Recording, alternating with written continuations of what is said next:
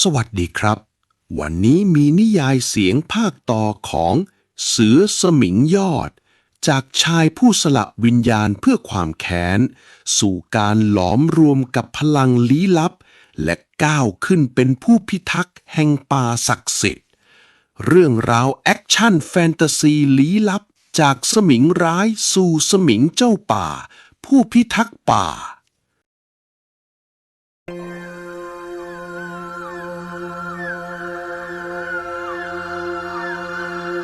หลังจากสางแค้นคนทรยศจนสิ้นซากยอดไม่เคยก้าวเท้าออกจากป่าลึกอีกเลยการเวลาและสัญชาตญาณสัตว์ป่าไม่ได้กลืนกินความเป็นมนุษย์ของเขาจนหมดสิ้นตรงกันข้ามยอดได้เรียนรู้ที่จะควบคุมวิชาต้องห้ามบัดนี้ดวงวิญญาณของสมิงพรายและยอดได้หลอมรวมกันเป็นหนึ่งเดียวเขาสามารถเรียกใช้พลังอำนาจและกลายร่างเป็นเสือโครงยักษ์ลายพาดกลอนได้ดั่งใจนึกทรงพลังว่องไว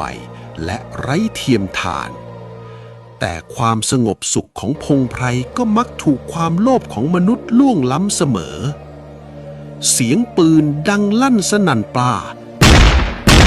เสียงช้างร้องด้วยความเจ็บปวดเร็วเข้าไว้ล้อมมันไว้อย่าให้มันหนีรอดไปได้งาคู่นั้นขายได้เป็นล้านเสียงตะโกนของกลุ่มพรานป่าใจเหี้ยมนับ10 คนดังก้องสนั่นไพรพวกมันกำลังควบม้าแล้ววิ่งไล่ล่าสิ่งมีชีวิตที่แสนบริสุทธิ์พญาช้างเผือกช้างป่ารูปร่างสง่างามผิวสีเผือกสว่างดังแสงจันทร์แต่งางามคู่นั้นกำลังนำภัยมาสู่ตัวมันช้างเผือกส่งเสียงร้องด้วยความเจ็บปวดเลือดสีแดงสดไหลซึมจากบาดแผลที่ถูกยิงถากตัดกับผิวสีเผือกของมันอย่างน่าสลดใจมันหมดทางหนีเบื้องหน้าคือหน้าผาสูงชันเบื้องหลังคือมัจจุราชในคราบมนุษย์ที่กำลังง้างปืนลูกซองเตรียมปลิดชีพ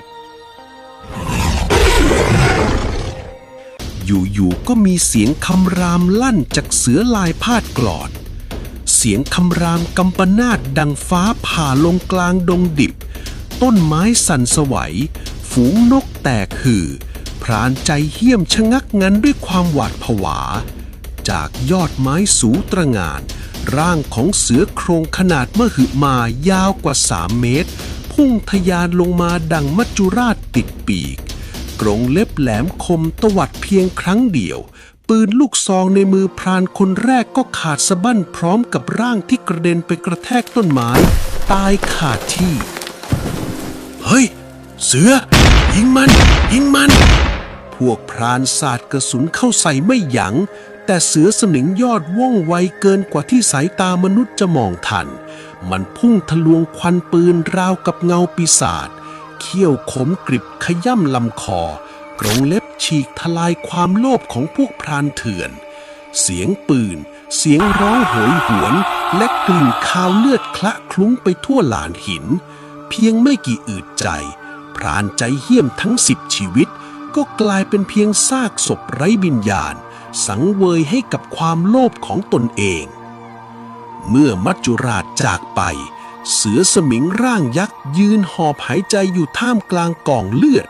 ก่อนที่ร่างนั้นจะค่อยๆบิดเบี้ยวและหดเล็กลงกลับกลายเป็นชายหนุ่มร่างกำยำยอดยืนจ้องมองผลงานของตนด้วยสายตานิ่งสงบช้างเผือกที่รอดตายอย่างปาฏิหาริย์ไม่ได้ตื่นตระหนกวิ่งหนีมันก้าวช้าๆเข้ามาหาชายหนุ่มดวงตากลมโตของขจสารจ้องมองยอดอย่างลึกซึ้งมันค่อยๆใช้งวงแตะลงบนบ่าของชายหนุ่มอย่างแผ่วๆคล้ายจะกล่าวคำขอบคุณจากนั้นพญาช้างเผือกก็ย่อเข่าหน้าลงจนติดผืนเป็นสัญลักษณ์เชื้อเชิญให้ผู้ช่วยชีวิตขึ้นไปบนหลังของมันยอดสัมผัสได้ถึงพลังงานบางอย่างที่ดึงดูดเขาพยักหน้าและกระโดดขึ้นขี่หลังพญาช้างเผือกช้างเผือกพายอดเดินลัดเลาะผ่านม่านหมอกหนาทึบเข้าสู่ส่วนลึกที่สุดของดงดิบ ที่แสงตะวันแทบส่องไม่ถึง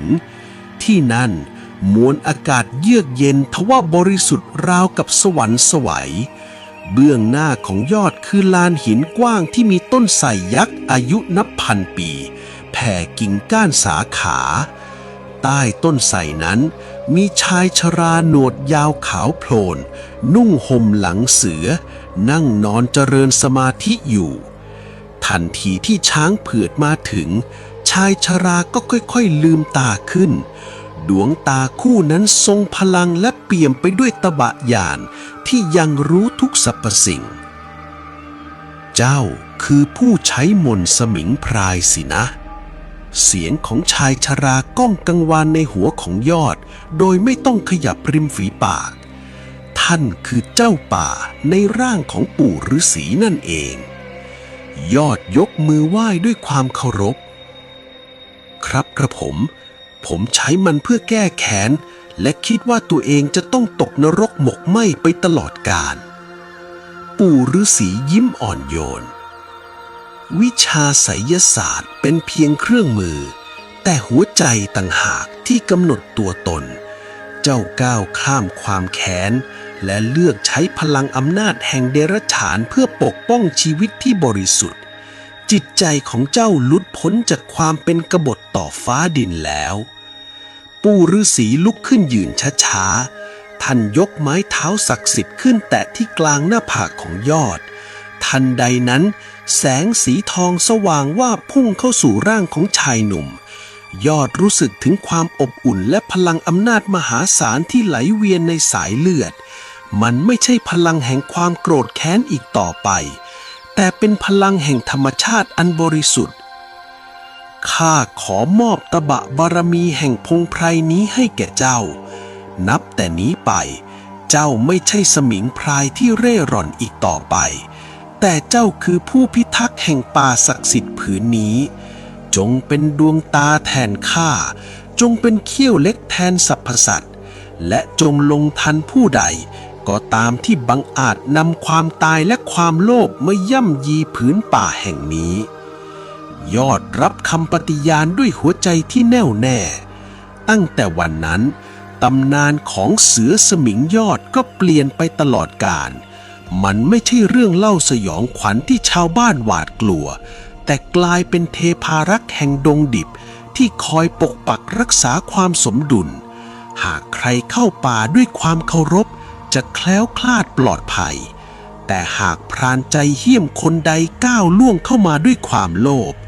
สิ่งสุดท้ายที่พวกมันจะได้ยินคือเสียงคำรามกำปนาตและเงาของเสือสมิงขนาดยักษ์ที่พุ่งทะยานมาจากความมืดมิด